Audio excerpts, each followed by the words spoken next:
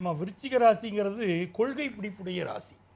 எந்த ஒரு விஷயத்திலையும் பார்த்தீங்கன்னா ரொம்ப ஸ்ட்ரைட் ஃபார்வர்டாக இருப்பாங்க. இவர்கள் வாழ்க்கையில் உழைக்க தயங்காதவர்கள்.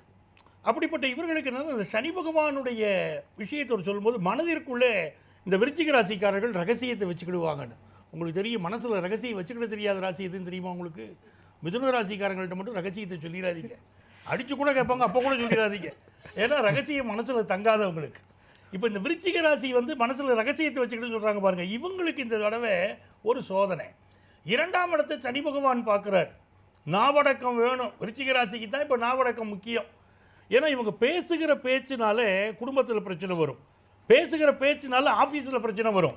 நான் எல்லா ஒர்க்கையும் செய்வேன், நான் சிஸ்டமேட்டிக்காக உழைச்சிக்கிட்டு இருக்கேன் அப்படிங்கிற எண்ணம் விருச்சிக ராசிக்கு இருக்குது. அது உண்மையும் கூட. ஆனால் நான் செய்கிற மாதிரி நீ செய் அப்படின்னு அடுத்தவங்களை எதிர்பார்ப்பாங்க பாருங்கள். அங்கே தான் சிக்கல் வருது. பிறரை குறை சொல்லி விடக்கூடாது. நீங்கள் பேசுகிற பேச்சினால குடும்பத்தில் பிரச்சனை வரலாம், பேசுகிற பேச்சினால வெளியிடத்திலே உங்களுக்கு சிக்கல் வரலாம். அதில் கவனமாக இருக்கணும். சனி பகவான் இவங்களுக்கு 5ஆம் இடத்துல இருக்காருங்கும் போதே அர்த்தாஷ்டம சனி என்னைக்கு விலகிச்சோ, சுகஸ்தானத்தை விட்டு சனி பகவான் விலகின பிறகு தேக ஆரோக்கியத்தில் கடந்த 2.5 வருஷமாக இவங்க பட்ட கஷ்டமெல்லாம் மெல்ல மெல்ல நிவர்த்தியாகும்.